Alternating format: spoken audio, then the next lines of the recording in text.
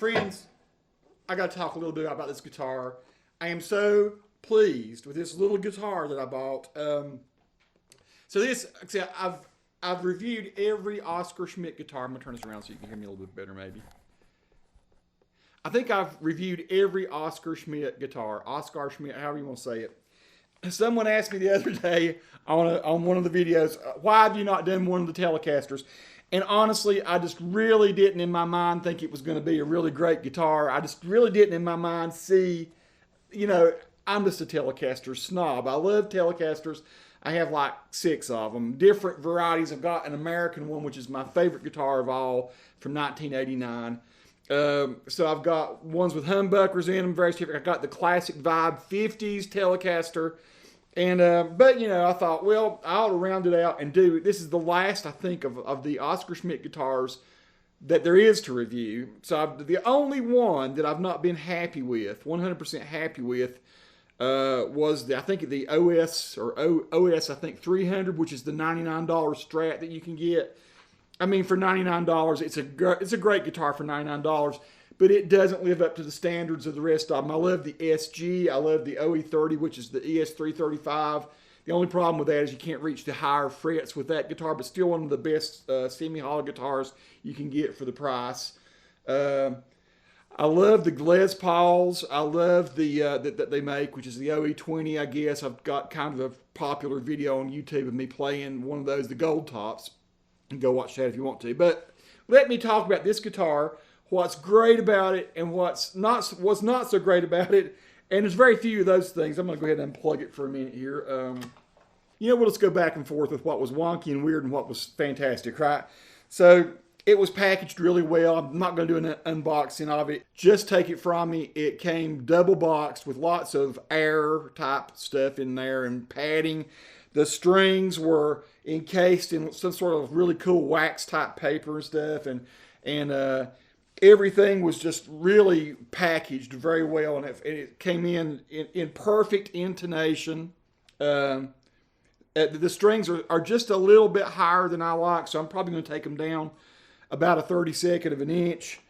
I'll tell you, one of the first things I thought was weird was when it came out of the box, it did not have the little knob here on the selector switch, and it was in a little bag that came with a cord and with the Allen wrench. So I said, surely they didn't. I looked in the box to see if it had fallen off, but I found it, and it so I stuck that on there. There was plastic, it's crazy plastic on it. The pick guard was double plastic. I don't know if that was a mistake at the factory. It's like there was a real thin tiny little thin layer of plastic over the entire thing, and I pulled it off, and I'm still seeing puckering around the screws. And I'm thinking, okay, so and I still haven't got all the plastic off of it. There's still little bits of it here and there. But I said, there's another layer. So sure enough, there's a thicker layer. So why they wanted to protect this guard, I don't know. This was protected. This was coated with plastic. None of the the bridge plate or anything up here was covered with plastic. That was all that was covered with plastic. One of the things when I got tuned up and started trying to play my regular kind of Telecaster licks that I like to play, it's something that seemed very strange. I couldn't do some of the bends I've been wanting that I like to do. And I started looking. It comes with D'Addario strings, which are very good strings, and I like those strings typically. It is string through. And you have got the belly cut here. But as I'm playing, I can't do the bends I would typically do. And I looked, and they had put 2 4th strings. They put a D string.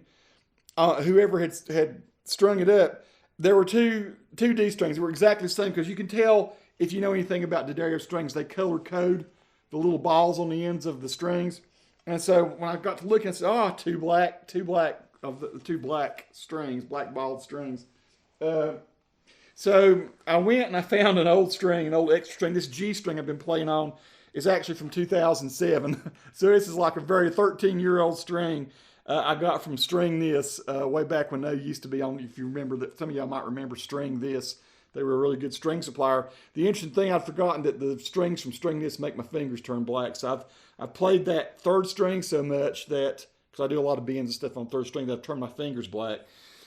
This is the first Telecaster I've ever had that has a non-maple neck. And I never have ever wanted one that does not. I love the maple neck. And sure enough, I'm playing this thing, and I like the fretboard. I say maple neck. It is a maple neck, I guess. But this is, I don't know if it's rosewood. I don't know if it's ebony. I have no idea. It's got to be something cheap. And you can look at the frets here and see there's a little bit of discoloration. I don't know if it just needs to be cleaned really well. I think maybe it would come off. I think it looks like it will. There's some little dust or something there on the fret, so I can pull it up maybe close. Maybe you can see that if you zoom in. But the frets are great. I'm going to guess they're sort of medium frets. They're not small. They're not jumbo. But they're high enough that the fretboard feels great. And the neck here is fantastic, my friends. There's no skunk stripe, as you can see. But that is one of the most comfortable playing necks. And it's satin finish on the back. And as I finally cranked it up and started playing it, I'm thinking, man, this thing really plays like I want a Telecaster to play. The tuners, I know these have to be cheap tuners, but you know what? I've always been impressed with the tuners that Oscar Schmidt puts on these guitars. You know, they're a subsidiary of Washburn, and I was trying to see if they're branded in any way. I'm sure there's some sort of generic tuner, but they're a cut above most of them. Once I got everything tuned up really well and the string stretched out a bit, I've had very little problem. It's got a double string tree there that holds everything down. Nothing seems to buzz. As I say, the intonation was spot on when it came out of the box. It just set up just a little bit high, and I played some slide a while ago with it and was having some really fun. It's probably set up the way I would like to play slide. And And y'all never hear me play slide because I think I'm kind of bad at it, but I'm not terrible. But as I was playing my slide licks and stuff, I could play behind the slide really well. I play with my pinky, and I do stuff behind the slide, and it was doing great. The tone and volume knobs are super smooth. There's nothing gritty or weird or strange. It feels like a really high-end Telecaster. I believe I could do some swells and something. I should have done it in some of the demo playing I was doing a minute ago. I might do a comparison of this versus a Squire, maybe the 50s classic vibe, and maybe my American Telecaster. And I've also got a deluxe player's Tele. But different pickup sets in some of those guitars. But to me, this has a really classic Telecaster sound. I can't fault almost anything about this dang guitar. And I've been saying a lot of good things about the cheap guitars lately, but the cheap guitars deserve it. They are really, this is really quality instrument. When I talked about I guess it was the OS 300, the $99 Oscar Schmidt Strat, I told you I probably wouldn't go out and gig with that. I hold to that. I've actually donated that guitar to a young guy that was a learner, and gave it to him. This one I'm going to hold on to. This plays like a Telecaster used to play back when I was first starting out playing, and I'd play my friends' Tellies. It sounds, it's bright like it's supposed to be back here, but not just so crazy bright that it makes your head hurt, your teeth hurt. This pickup sounds pretty darn great. I might raise it up just a little bit. It's not as loud as you might want. Some of the modern ones now, they make them so that when you switch to the front, you don't lose that bit of volume. I always kind of liked it though. I like to be able to go to a more subtle sound up here and just kick a volume pedal or something. I like to play a lot with the front pickup. I think this guitar sounds fantastic in the middle position. So I did a lot of playing there a while ago, and I've been just going through different amp settings. I've been playing through 2 amps. I had a Vox VT20X and the little first generation Fender Mustang, which I keep coming back to the sounds. I love that little Mustang, and I love the Vox VT20X. And so I'm combining them a lot, and I'm using a Switchblade. Not TC Electronics, but whoever it is, the Switchblade switcher, and I've been splitting the signal going into 2 amps. And I'm using the only thing I had hooked up there, what you were hearing was coming straight out of the amps, and I've got a Polytune on the floor here that I'm tuning with. So yeah, the tuners are really good. I just tend to like to put locking tuners on things just because honestly because it's easier to do string changes. So I probably will spend $55 or so and get some nice, maybe Fender, $60 or so. You can get the actual Fender locking tuners, which are great. So I probably will put those on here. This neck, when I bought it, I thought, well, okay, if I like this guitar, if I really like it, I will probably switch this neck out. I don't want a neck that's got this ebony looking or rosewood look. It can't be rosewood. It's just so dark. I'm not sure what that is. I'll do a little research and see if I can find it. Maybe you can do some research. But I was thinking, okay, the first thing I'll do maybe one of these days is I'll get one of those $60 necks that you can get on Amazon, the fake Fender neck that looks just like a Fender Telecaster neck. But as I played this for about 2 hours now, and I'm not going to change this neck. This neck is one of the best things about this guitar, and it is great. I'm not a fan of that look on the headstock up here, but by golly, I'm not going to fix something that doesn't need to be fixed.